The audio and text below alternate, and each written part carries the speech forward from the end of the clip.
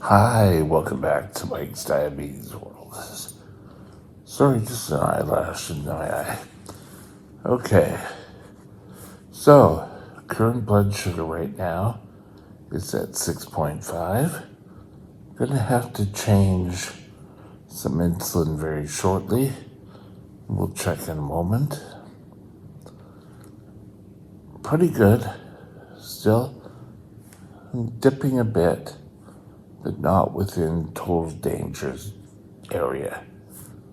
Time and range, same as yesterday, 97%, 0 above, 97, 3%, but now this is, my average blood sugar has dropped. So, it's all good. This is down a bit too. So things are looking good. Today, I want to talk to you about control in our schools. Not control of all the students, control of T1Ds in our schools. And how this plays an important role. I'm not going to talk about the 501 plans or the educational plans, and maybe seeing the nurse will play, but we'll see. Stay tuned. We'll be right back.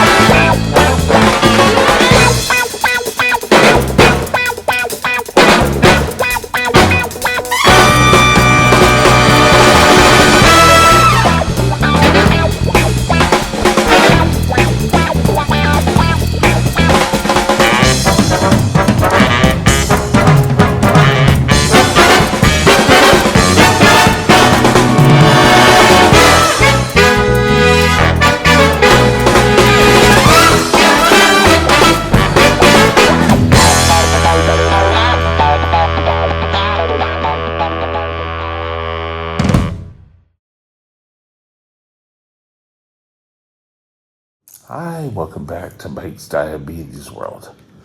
I want to tell you a story, or a collection of stories, very short stories.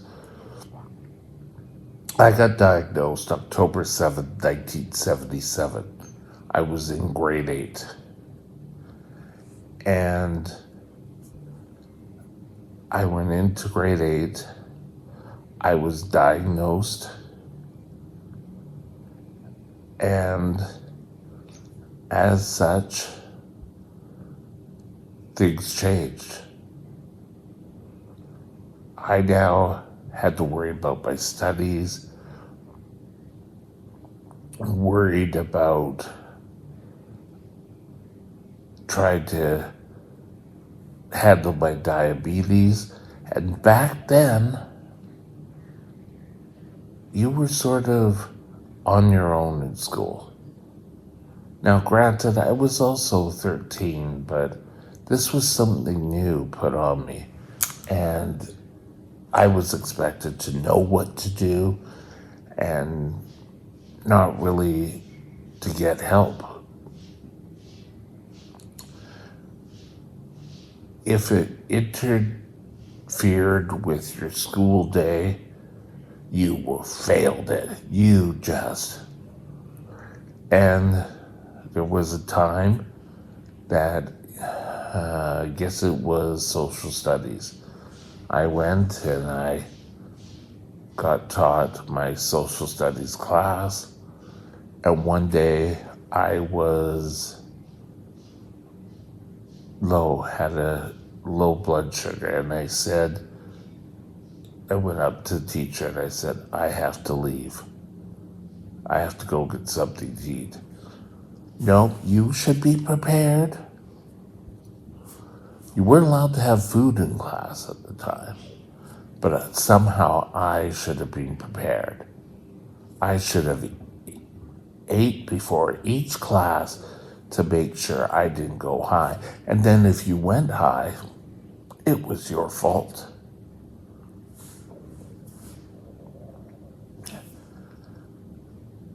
Control nowadays is so much better, where parents actually have more feedback into their students. Now, where I went to high school, things differed from grade 8 when I got diagnosed till when I graduated at grade 12. Things started to really change. When grade 8 and up till probably grade 10, I was expected to do everything on my own. And if you had problems, you're not under control. If you start having high blood sugars, you're cheating. And I can remember time and time again saying, you're cheating. If I had a low blood sugar and had pop, because that was the easiest thing to get a hold of, and drinking a can of pop because I was low, you shouldn't be having that. Now, teachers are more aware of type 1 diabetes and diabetic patients in their class.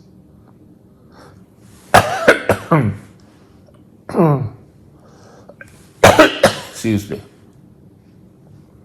I had an experience in PE one day. I still went to the class, but I said to my instructor, I don't really feel well. Well, do you have a note? No, because when I came to school, I was feeling fine.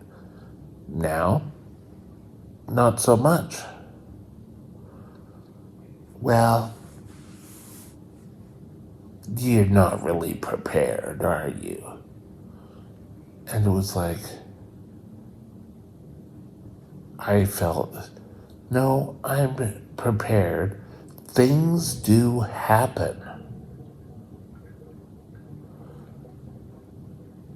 Now we have, and I'm going to quote stuff from the States, they have their 501 plans and their treatment plans.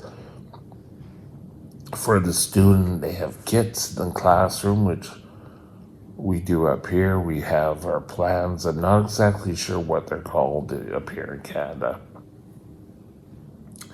But your son or daughter goes to school, gets treated if it needs to be. Lunchtime, they could go somewhere and do the tests. They don't have to sneak into the bathroom where someone could walk in on them as they're sitting doing a test.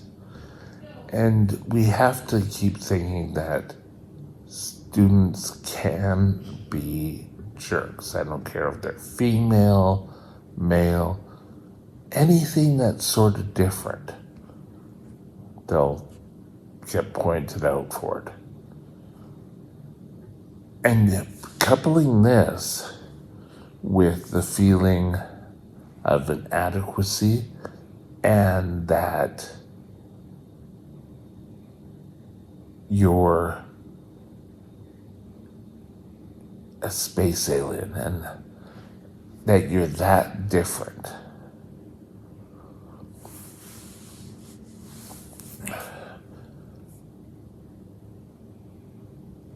Sometimes I think a child needs to be a child and needs every chance to be that much far ahead and learning how to grow and to develop itself. However, people don't realize how isolated it can be. I can remember my mom prepared my meals. She never really checked I took my insulin. She sort of assumed I did. I mean, I wasn't drinking that much water anymore, so. But at school, it was kind of like, you're like every other kid, and your diabetes shouldn't be our concern. Well, no, it should be your concern. If someone has a broken leg, true, it's only for a short period of time, but if someone has a broken leg, they get treated and special accommodations are made for that person. You know, extra time to get to a class or chance to make up for work that is being missed. And at the time, for type 1 diabetics, if you were off sick because you weren't in control, you're not, it's all up to you. And sometimes that's an awful lot of pressure to put on a kid. On the other hand, should we be coddled because we have type 1 diabetes? No. Every circumstance, a kid should be able to be a kid, should go out and participate in any school activity they want to participate in.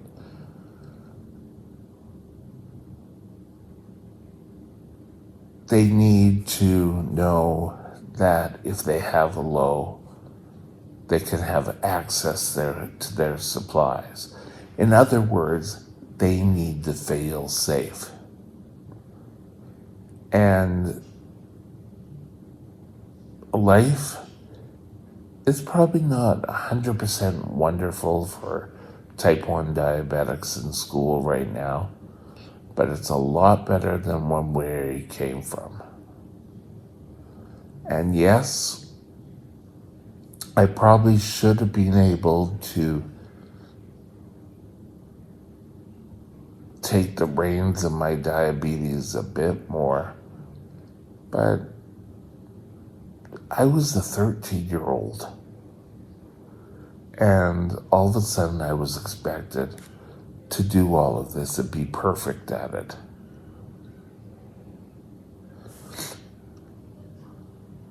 Ask me that again when I was like grade 11, when I was in a residential school. Almost got kicked out because of diabetes. And again, it was that, oh, he's not taking care of himself. Oh, look, he's got a high blood sugar, or his urine testing is off the charts. Well, I think what was also happening at that age was that my labile, or called brittle back then, diabetes was just showing its head. So control, there are so much more avenues to happen to take control. More of the staff, and I'm talking like front end staff. I've heard of the janitorial or custodians of the school know that students are diabetics.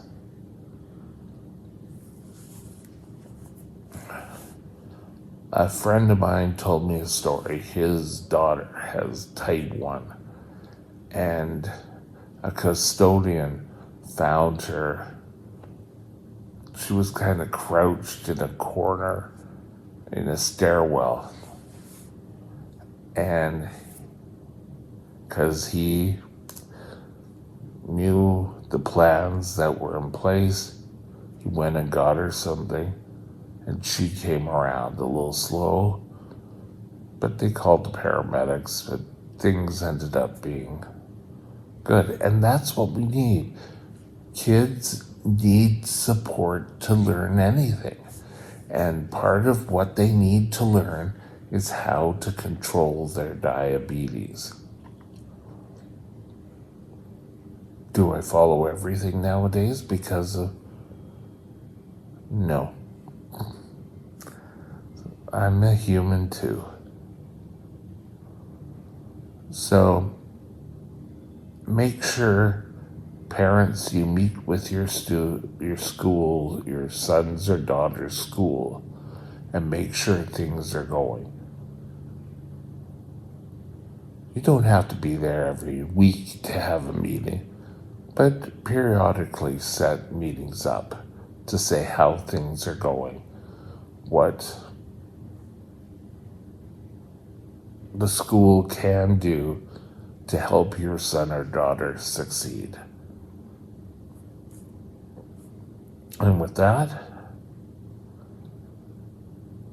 oh, no, I forgot I did want to mention one thing.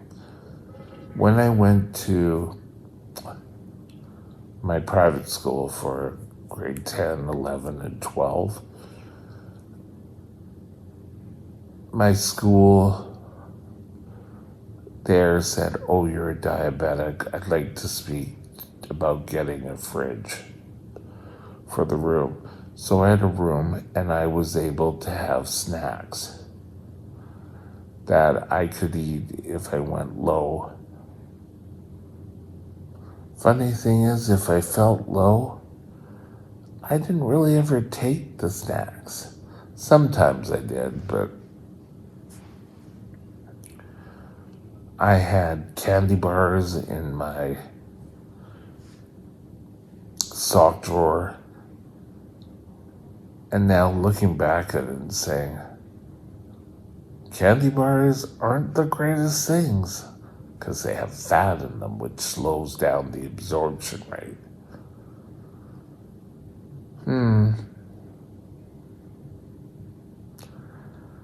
How things have changed and how we have matured. With that, have a super day, and we'll talk again soon. Bye now.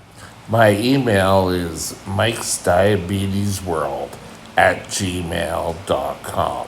mikesdiabetesworld@gmail.com.